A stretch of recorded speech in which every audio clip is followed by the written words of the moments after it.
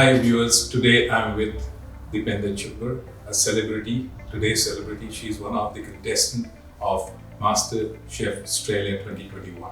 Thank you Depinder for giving us time and coming all the way from Epping to Western Sydney. Thank you very much. Thank you so much for having me. Thank you.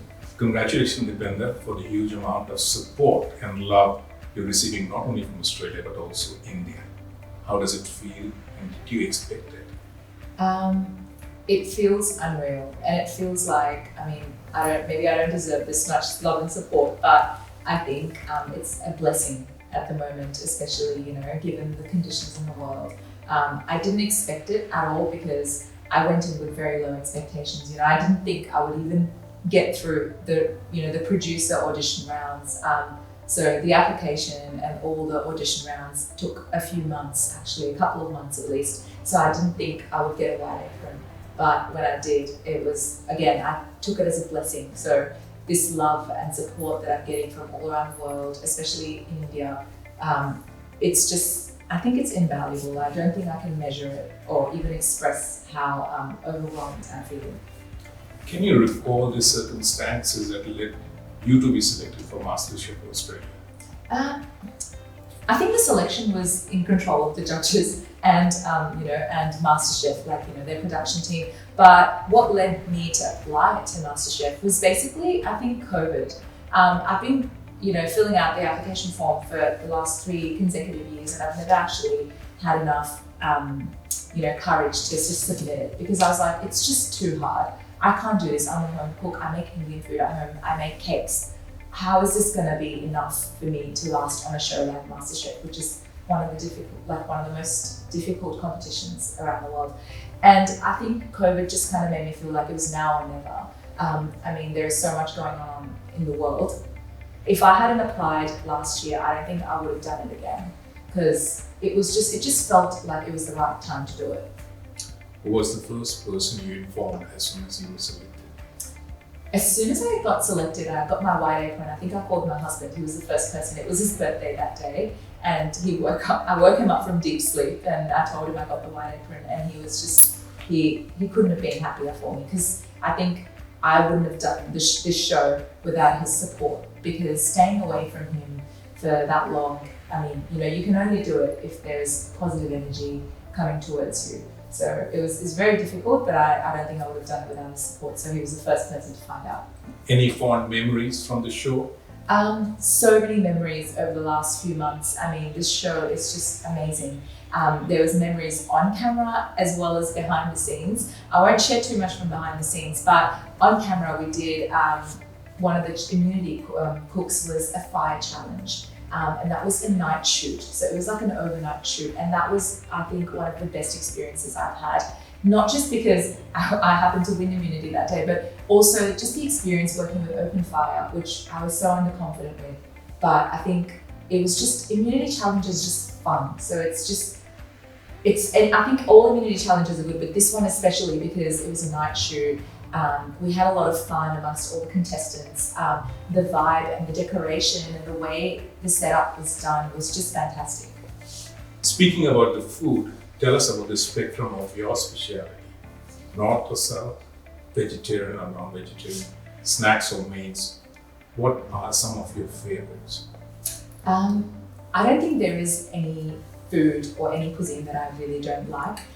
When it comes to Indian cuisine, I love Indian food, and I aspire to kind of learn about every single region and its cuisine, be it north, east, west or south. Growing up, we used to go to a restaurant called Sagar in Delhi, which was very popular. One of the best, isn't it? Yeah. So we used to go at least once a week. I used to go there with my parents, and I was very little, but I always wanted to get a thali on my own. And my mom's like, I'll share it with you. I was like, no, I'm gonna eat it. And I still salivate over that taste. And I haven't found it in Sydney yet.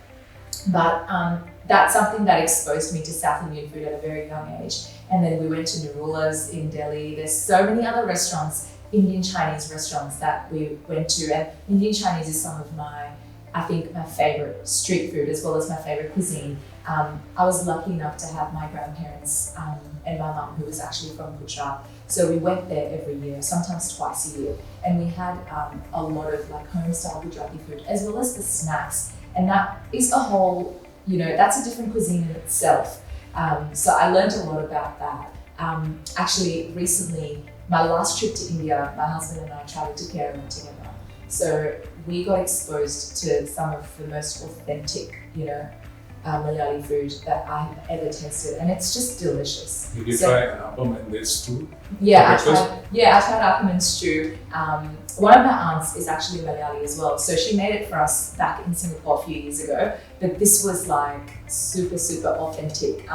And we went and stayed on a houseboat, and I actually spent a lot of time hanging out with the chef out the back because I just wanted to know how he's doing, what he's doing, because it's amazing. Did you buy fresh fish? Yes, yeah, we bought shellfish, we bought crabs, we bought fish, we got so much stuff, lobster as well.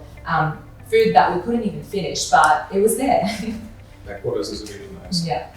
Is there any recipe you have adopted from the streets of Delhi, where you are originally from? I think that's something that inspires me every day, the streets of Delhi. And that's something that I want to replicate and serve when I'm serving food to people. From like golgappe to chaat to raj kachori to even momos and dahi bhalle and just name it, like chow mein, like whatever I've grown up eating, I replicate that at home. I try and make these things at home at least once a week, and I absolutely love street food. And it could be even like the roadside jalebi. It doesn't have to be something too complex. Something that I'm trying to master for a very long time, but I haven't been able to, is aloo chaat. So we actually used to go to this place, and it was walking distance from my house, and my mom and dad used to take us, and it's aloo and shakardandi, that chaat, and it's just the best thing ever. And I'm trying to replicate it, and I've tried so many recipes, so many different ways. It tastes really good, but it's not that what I had when I was a kid, because I still know the taste of it. It's the chaat masala they make. It's the secret recipe that I don't have, unfortunately. Because one of the best food that chaat is on jab. Oh yes, I've had that too. That's the best. Yes. Your interest lies in baking and dessert. Tell us what it is about that fascinates so much about baking and desserts. I've been baking and making desserts out of curiosity to begin with. I started baking at home when I was in high school because I just liked eating cakes. My mum used to make birthday cakes for me when I was, very young, and she used to have a massive aluminium round oven at home, and she used to make it, and she still got it. But now we've got, our easy domestic ovens that we use. So that inspired me, and I don't think any cake tastes better than a homemade butter cake. Like just a simple vanilla butter cake, it's delicious, and the aroma of it just spreads across the whole house, and it just smells amazing. Desserts growing up kind of turned into a creative outlet for me because I loved art and craft. So when I started working full time, I needed a hobby. I definitely needed something that I can come back and do just to relax my mind, and I found it quite therapeutic. So I started making cupcakes, and I met my husband at the time when I just started working as a pharmacist, and I used to make him cupcakes, as like, an expression of love or care. He kind of encouraged me to make them too. He's like, oh, that was good what you made last week, can you make some more? So every time I used to meet him, I used to make cupcakes or a cake or something for him. And now it's just become like a very, very, very strong passion of mine. And I like experimenting different techniques. I even tried to do a lot of French style desserts, which I would have never imagined doing before. But it's just trial and error, and you just keep going, and you keep imagining different things, imagining different flavor combinations, and you just, only way to find out is to try. How do you make your unique recipes? Who provides the feedback? Of course, your husband does, but anyone else? So I live with my husband's family, so they're quite critical of food, and they in a good way because they want me to do better. So I make it for them at home. Unique recipes come from researching and different flavor combinations that aren't so common. For example, the wasabi ice cream that I made with lemon curd. I've never actually made wasabi ice cream before, but I've tried different unique flavored ice creams before. So that kind of encouraged me and gave me that confidence that if I can make an ice cream out of that, I can make an ice cream out of wasabi. For example, the gajrela ice cream that I made with Chibber. If I can do something How like did you that. get the flavor of garlic and gajrela into?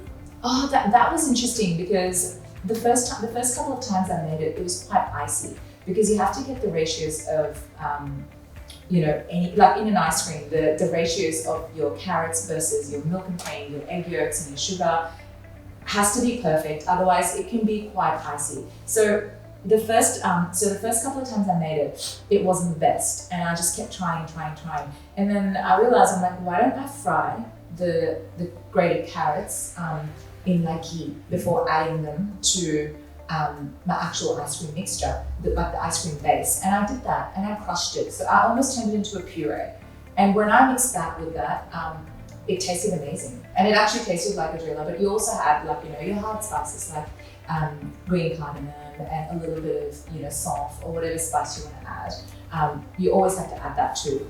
So it's literally an ice cream, but it tastes like a gajrela. So I think when it comes to fusion or like unique recipes, it's just experimenting, trial and error. And like I said, you don't know until you try it and you taste it. That's the only way to find out.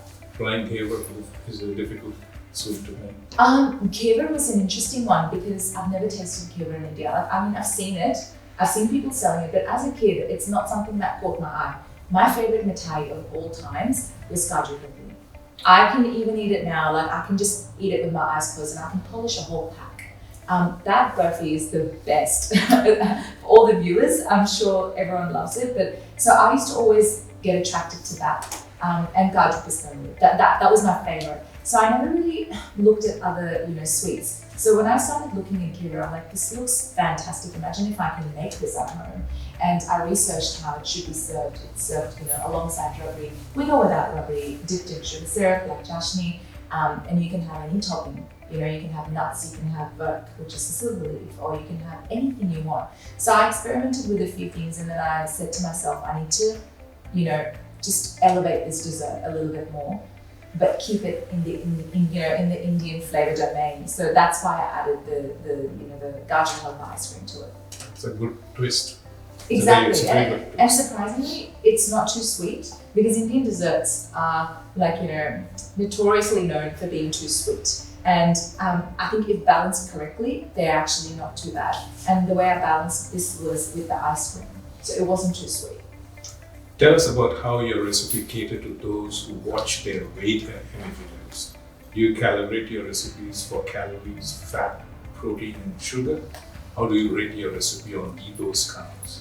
To be honest, I haven't calibrated my recipes to suit a calorie count or sugarless or gluten-free, those kind of things on purpose. But when you think about dietary requirements and people making food, Indian cuisine just happens to fit in really nicely. It's an amazing cuisine for vegetarians because there's so many options. It's an amazing cuisine for gluten-free people because we have besan. Yes. You can do anything with besan. You can make a rotla or a roti or even a chila. You can make so many things with besan. You don't actually need to use flour or wheat flour. And even bajra is exactly. There's finger millet, red millet, ragi. There's so many flours. The spectrum is just so huge, and we actually make them at home every now and then. Then you've got tapioca, you've got sabudana that you can use. So I think culturally we're quite blessed because there is a lot that you can do. And simple Indian food like a dal, sabzi, roti can be made without a drop of oil or calories. So it's just a blessing. Could you tell us more about your international fusion recipe you might have tried? What was the outcome? I haven't tried too many international fusion recipes on the show. I think the only one that I've tried so far is the green curry cake. And that was a big gamble for me. So I've made it at home once before, and it was during my time at Mastership, and I was experimenting with recipes. And it tasted, like I always say this on the show, that it actually tasted good to me. But I haven't given it to the judges yet. So if I think it's okay, it might be okay, but I didn't make it with a coconut ice cream. That was, I think, when we got the challenge. I was like, that's the first thing that came to my mind when I saw the onion. Because you actually can't make a curry without an onion. onion. I mean, you can, but onion gives the gravy, you know, it's texture, it's volume, the way it looks, it's the onion, you know, and it could be different forms. It could be sliced onion, it could be fried, turned into a paste, it could be so many things that you can do with onion. So I thought I'm gonna go green curry route and try this, you know, this cake. And I was scared to make it for Mel because she knows what a green curry would taste like, a really good one. And same goes for the rest of the judges as well. And then I decided to serve it with a coconut ice cream and a coconut crumb. And the white chocolate chili ganache was, again, a last minute addition because I just looked at the dish and it looked incomplete to me. And I was like, I need to add something more to it. So I think that's been my only international fusion dish that I've made so far on the show. And, you know, thankfully it was a great success. So fingers crossed, if there is any more to come, there will also be a success. Is Thai food your next favorite? I love Thai food. I absolutely love Thai food. And I think I like it so much because it's just a massive flavor bomb in itself. There is so much flavor, and that's the kind of food I love to eat. I love to eat food that is packed full of flavor and it just explodes in your mouth. And that's something that Thai food does. What are your post-Mastership ambitions? What do you want to do after this? There is a lot that I would want to do. You know, being on a platform like Masterchef Australia has been such a privilege, and I want to use that to help make Indian cuisine more mainstream and, you know, have its own space and its own, you know, identity in the Australian food industry as well as all around the world. I get inspired by UK. You must know, it's so popular in UK, and I know it's because, you know, the migration of the Indian population in the UK happened over 100 years ago. And we haven't had that in Australia yet. So when I go to London or when I go to the UK and I see how popular Indian cuisine is, and I've had some of the best Indian food in London, surprisingly. People say that. And I came back and I said it to my dad, and he's like, I do not believe this. I'm like, trust me, I had a butter chicken there, and it's better than the butter chicken in India. And I'm not saying this because, just cause, but it's so true. The variety, the knowledge of local people about Indian food, it's just so, it's more than I even knew at the time. So I want to see that in Australia. And I think I would love to write a cookbook for, amateur home cooks who are intimidated by Indian flavors because they're too scared to use spices, or they don't know how to balance those flavors. So an education platform for them as a cookbook would be wonderful. And I would love to open a restaurant eventually. Yeah. Fusion or authentic? I think I will go with authentic, but I would give it my twist. When I think of fusion, it could be, fusion's not necessarily, making it Indo-Western. Fusion could be using Australian produce, but using Indian flavors. To me, that is fusion. And I feel like everyone that lives in Australia, they kind of, even at home, they kind of do fusion cooking anyway, because we get different ingredients here sometimes to what we get in India. So we have to adapt to that as well. So that can also be a form of fusion. So that's the kind of vibe that I'm going for. Looking forward to, I'll be the first customer to come and eat there. I hope so. Because I'm a foodie, by the way. So that's excellent. Being a pharmacist, how are you planning to balance your work and culinary skills? I think once a pharmacist, always a pharmacist. I can never stop thinking like a pharmacist. I think that will always be ingrained in my blood. My dad is a pharmacist too. I come from a family that is full of health professionals, including my brother and my husband as well. So it's just all around me. So I can't shake it off, even if I want to. I'll continue to work as a pharmacist just to keep updated, with what's going on in the clinical world. But food is where my passion lies. So that's where I really want to, take it to the next level, especially after being on Mastership. Message for people waiting to be a part of Mastership Australia in coming seasons. Absolutely. I mean, guys, if you want to go on Masterchef, it's an absolute life-changing experience. There is never going to be a better time, so you're just going to have to pick up that courage and just go for it. Thank you so much. Thank you, Depinder, for your time, and thank you for traveling from all the way from India to the Western Sydney studios, French studios, and this is my second interview in this new studio, French studio. Thank you very much. Oh, thank you so much for having me. It's been a pleasure.